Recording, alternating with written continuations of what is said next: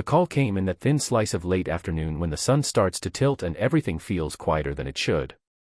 I had just pulled into the driveway of our new house, our fresh start, and I was still holding the steering wheel when my phone lit up with an unknown number. I almost didn't answer. New house means new spam, new contractors, new people who somehow get your number. But I did. Is this Daniel Brooks? The voice was old. Raspy. Like it had been rubbed raw by years of cigarettes and secrets. Yeah, I said. Who's this? A pause, just long enough to make my skin tighten. I'm the previous owner. My first thought was great. Something about the property. A mailbox key. A missing package. Some tiny issue I didn't have time for. Then he said, quietly, like he was trying not to wake something up. Look. I'm sorry to bother you. But I forgot something in that house. Something serious. That was the first moment my gut flinched. I stared at the front porch. Claire had wrapped the railing in warm string lights. She'd insisted on it. So it feels like home, she'd said. The house looked like safety. The voice on the phone didn't. I almost hung up, I admitted later, but in that moment, I only said, "What did you forget?" Another pause. Then. There's a camera hidden in the living room ceiling. My body went completely still, like every muscle had received the same command at once, "Don't move." He hurried on, like he regretted starting but couldn't stop. I forgot to disconnect it from the cloud before the sale. It's been recording. The air in my car felt suddenly too thick to breathe. I only noticed today, he continued, when I opened the old feed by accident. I didn't mean to see anything, Daniel, but what I saw. His voice dropped even lower. I think you need to know. My chest tightened so hard it felt like someone had cinched a strap around my ribs. What did you see? I asked. Silence, then, in a tone that wasn't advice so much as an order. Don't ask over the phone. And don't tell your wife. The word wife landed like a stone. Come alone, he said. I'll show you everything. The call ended. And I sat there in the driveway with the engine still running, staring at the house as if it belonged to someone else now. Inside, through the window, I could see movement, boxes, laughter. Claire's mother and sister were with her, unpacking, making it a party. The three of them had turned moving day into a celebration. It looked normal. It sounded normal. But the call had done something to me. It felt like someone had grabbed the edge of the world I lived in and peeled it back an inch. And I could already sense what was behind it. I finally shut the engine off and walked inside. Claire was in the kitchen. She looked up and smiled like I was the best thing that ever happened to her. Hey, babe, she said. Everything okay? I made my face do what it always did, smile back, soften, pretend. Yeah, I said. Just, forgot a couple things. I'm gonna run to the store. I leaned in and kissed her cheek. Her skin was warm. Familiar. Safe. My heart was pounding like it was trying to warn me in Morse code. Okay, she said, casual, turning back to a box labeled kitchen/fragile. Grab milk if you can. Milk. Like we were just a normal couple in a normal house with normal problems. I nodded, grabbed my keys, and left. As I drove away, the feeling didn't go away. It sharpened.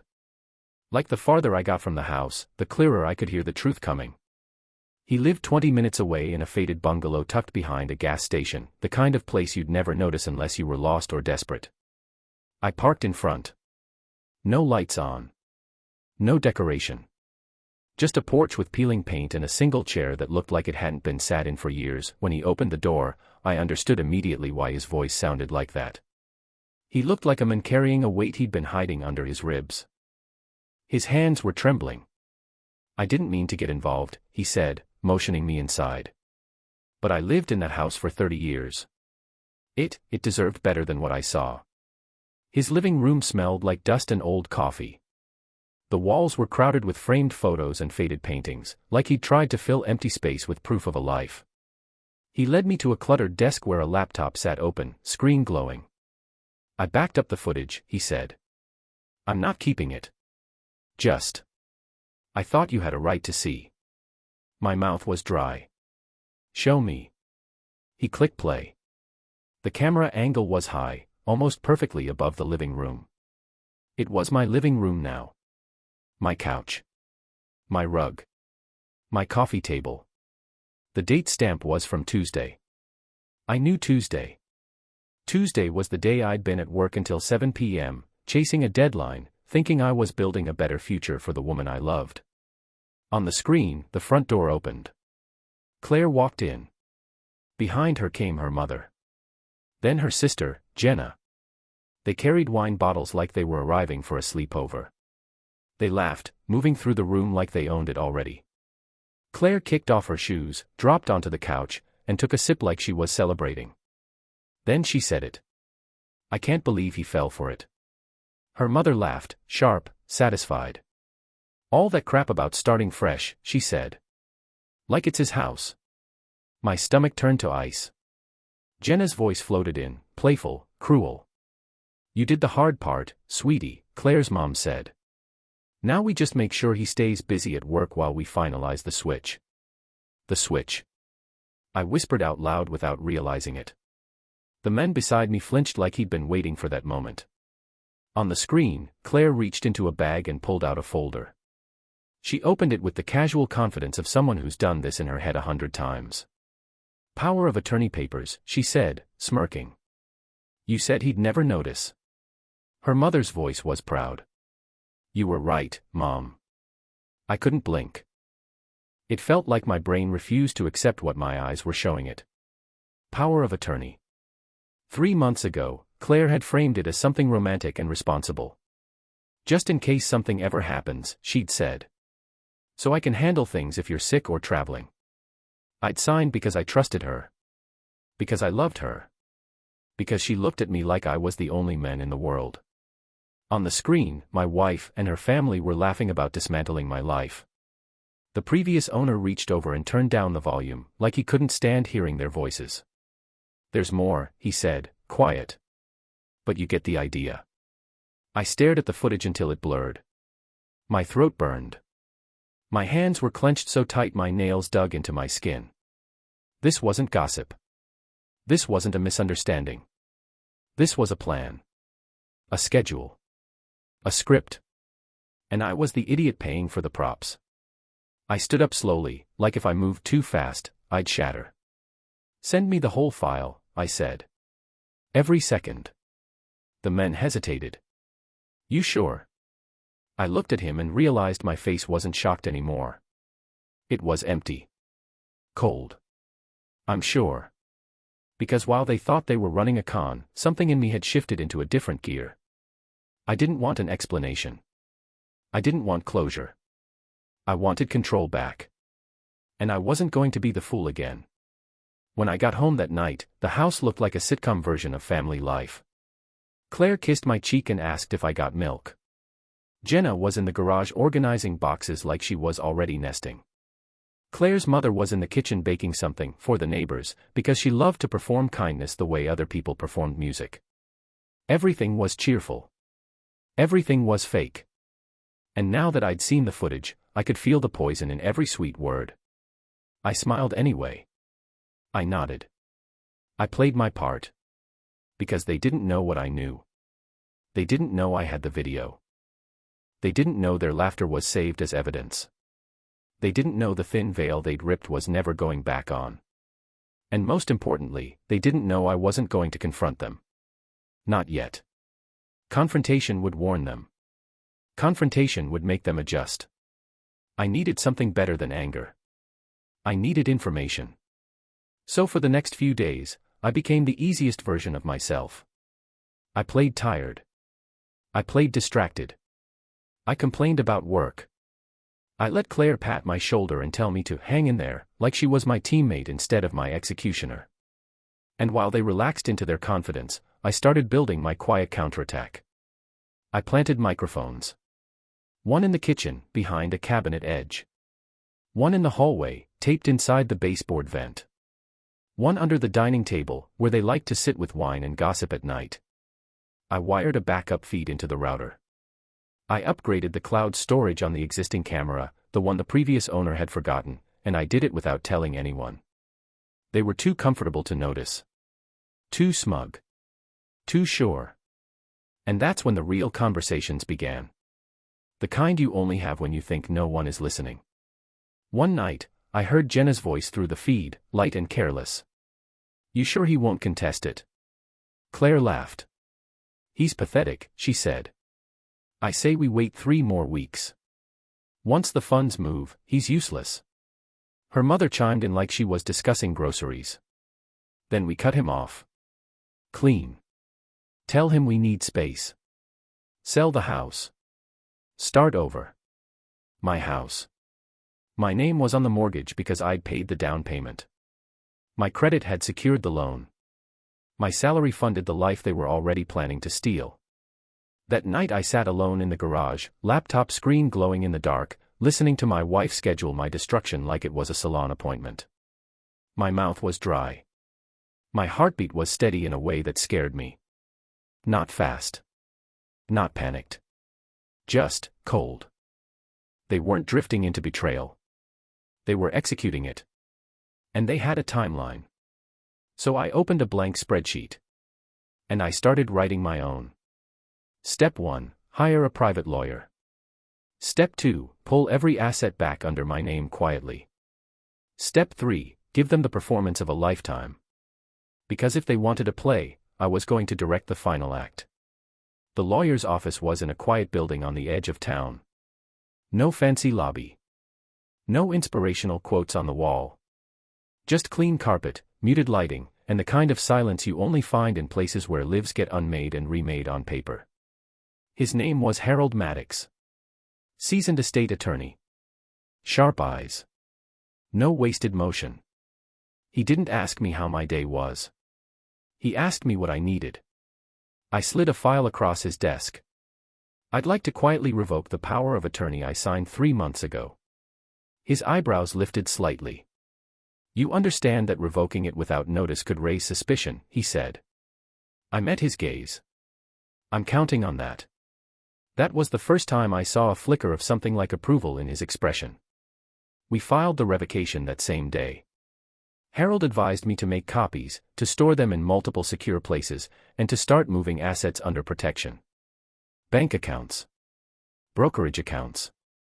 And most importantly, the deed to the house. They thought they were safe because they thought I was blind. They thought they were ahead because they thought I was soft. But by Friday, every major asset had been redirected.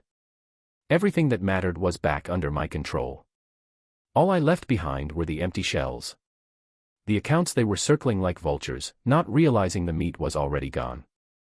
Then came the next step. Bait. That weekend, I walked into the living room with a smile so bright it made my cheeks hurt. "Guess what, Claire," I said.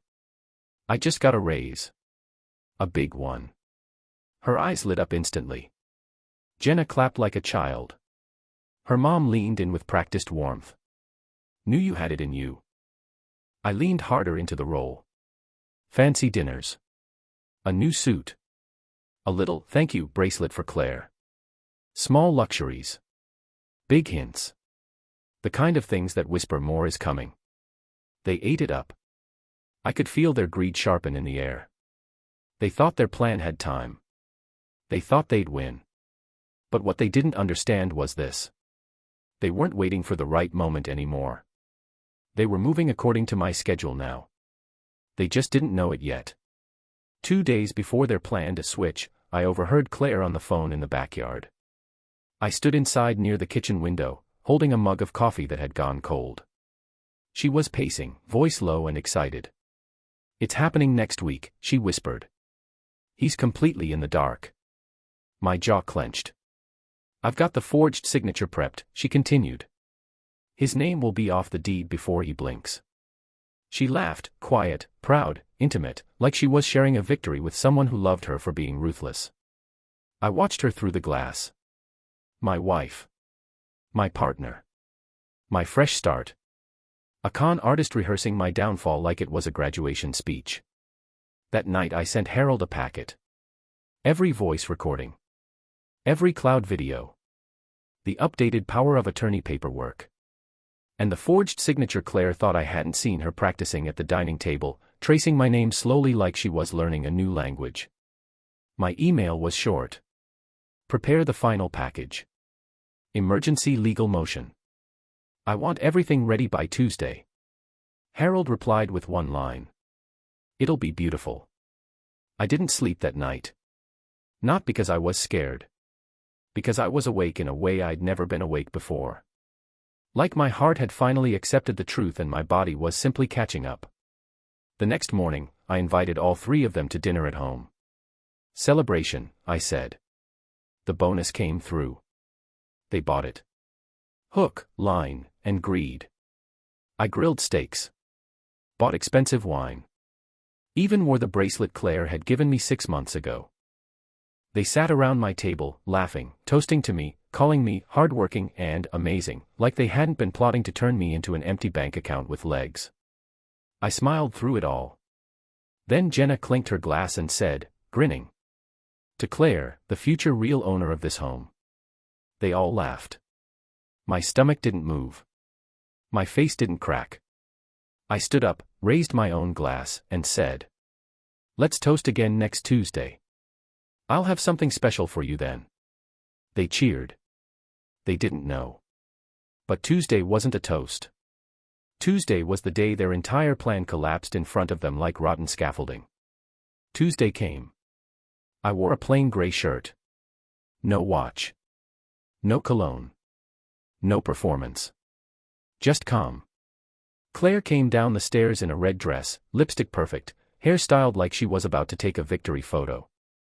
Jenna was already pouring mimosas.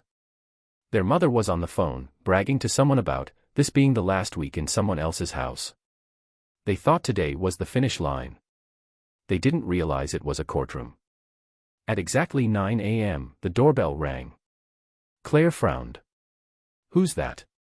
I'll get it, I said, and my voice was so steady it surprised even me. I opened the door. Harold Maddox stood there holding a thick manila folder. Behind him was a court officer. Harold nodded at me. Daniel. Then he looked past me into the house. Ready. I stepped aside and let them in. Claire's smile faltered the instant she saw the uniform. What is this? She demanded, too sharp, too fast. I turned toward all three women. Ladies, I said evenly, take a seat.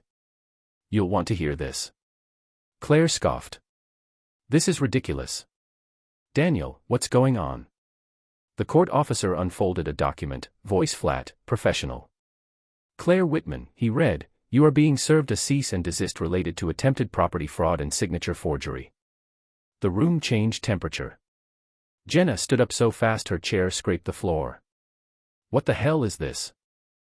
Harold's mouth curved into the faintest smile, not amusement, just precision. You'll also notice, he said, Mr. Brooks has filed for an immediate asset freeze on all joint accounts pending fraud investigation. Her mother exploded. You can't do this. I leaned forward slightly, meeting her eyes.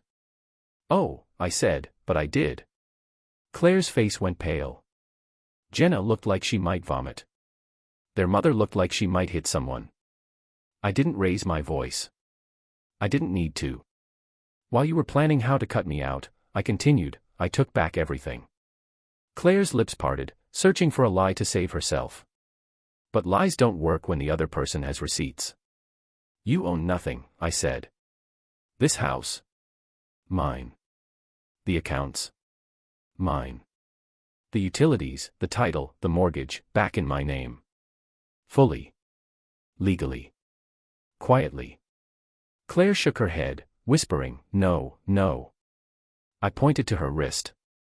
And that bracelet you're wearing? Bought with my card. Her eyes flicked down. I'll be taking that, too. She froze. Then I slid a small USB stick across the table, letting it scrape the wood so they could hear it. This contains all your recorded conversations, I said. I've already sent copies to my attorney, and the cloud backup is secured. Jenna's hand shot out and grabbed it like she could crush it and erase time. I leaned in, voice low. Any retaliation, I said, and it goes public. Silence. Not polite silence. The kind of silence that happens when predators realize the prey has teeth. Claire finally found her voice, but it came out thin and venomous. "You're insane." I stared at her. "No," I said. I was naive. "There's a difference." The court officer finished the paperwork, methodical, unstoppable. Claire's mother started crying, not sadness, rage disguised as tears. Jenna's voice cracked. "We were just trying to help Claire. She deserves more." I let that hang for a second. Then I said, quietly, "Then you should have told her to build it. Not steal it." Claire tried to shift into the role she'd practiced for years. Victim. Wife. Soft voice, watery eyes. "Please, Daniel," she said. "Let's talk. Not like this. Not in front of them." I laughed once, short, humorless. "In front of them?" I repeated. "You involved them. You plotted with them. You laughed with them." Then I turned to the officer.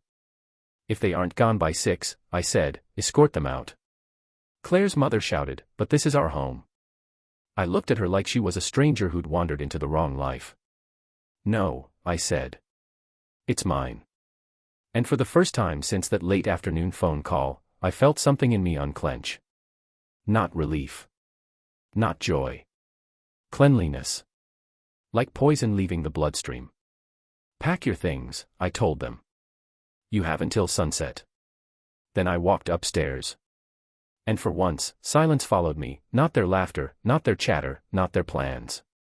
Just the sound of drawers opening, suitcases zipping, and 3 women muttering to each other as the world they'd built on lies collapsed under their feet. I had taken back everything. But I wasn't finished. Not yet. Because there was still one final piece. The part they never saw coming. By sunset, the sky was painted in blood-orange streaks, and their suitcases were lined up on the curb like trash waiting for collection. Claire was the last to step out. Mascara ran down her face in dark trails. She stood there on the porch for a moment, staring at the house like she could bargain with it. Like she could seduce it. Like she could guilt it into changing its mind. She looked toward the window, probably expecting to see me watching. But I wasn't there. I wasn't even home. I was downtown in a glass high-rise boardroom, sitting across from a partner at Wilkins & Rowe, the prestigious firm Claire had always dreamed of joining. The partner looked at the file in front of him, then at me. "You're sure you want this to go forward?" he asked. I nodded. "She forged legal documents," I said. "She used recordings in an attempt to extort me. And there's evidence she tried to manipulate business assets." The partner exhaled slowly, as if he already knew what this meant. "Then she'll never practice law again," he said. I held his gaze. "That's the point." I stood, shook his hand, and handed over the final file like I was handing over a chapter of my life I never wanted back. By midnight, the report had been filed. The internship offers she'd bragged about, gone. The recommendations, pulled. Her name flagged in the kind of professional circles where reputations don't just crack. They shatter. I didn't celebrate. I didn't smile. I simply finished what she started. Then, from a burner email address, I sent her one last message.